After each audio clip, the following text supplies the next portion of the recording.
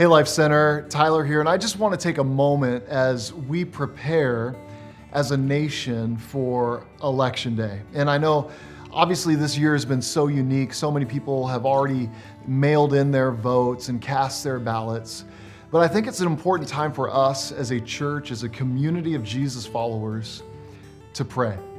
To pray for our nation, to pray for this election, and to pray for a few specific things. In fact, you'll notice on all of our Life Center social media that we're going to ask you to pray over 5 specific areas throughout Election Day.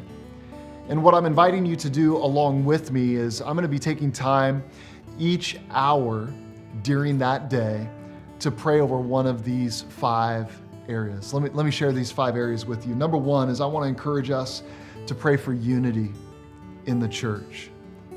Now, we've experienced the divide across our nation, across the political lines. There's so many different issues, so many people asking questions, a lot of people hurting. But Jesus prayed for a unified church. Now, that doesn't mean uniform.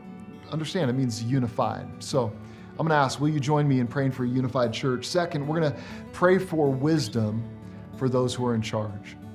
For those who are currently serving, for those who are going to be elected, that God would give our leaders wisdom. The next thing I'm going to ask you to pray for is for health in our city. We want our city to flourish. We want our city to be a beacon of hope and light. And the reason why we want that is because as followers of Jesus, we want to bring that to our city. So would you join me in praying for that? Another area that we're going to pray over is character worthy of our calling, that no matter the outcomes, no matter the dynamics in the days, weeks, months, years in front of us, that we would continue to embrace and embody the character that we're called to live with as followers of Jesus, that we would have fruit on display. And then the final area that I want to encourage us to be prayerful over is this: courage to fulfill the Great Commission. See, the reality is no matter who sits in the White House, no matter who sits as governor of our state or the different elected officials across our county, and no matter what the outcomes are, we are still called to be a people who are on mission with Jesus. And that's exactly what we're going to do as Life Center. We're going to pray. We're going to believe that God is going to continue to direct our nation, but also bring healing to our nation. And so I want to invite you to do that. And listen, this weekend I took some time to talk about, as we launched our series entitled Tension, I talked about politics.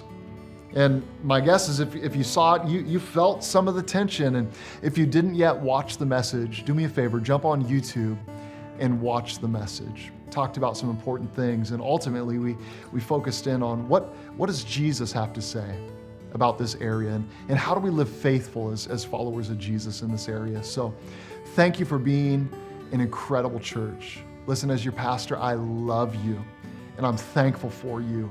And let's, over these next number of hours as we approach Election Day, would you join me in praying? Let's pray for our nation. Let's pray for the church. Let's pray for our city.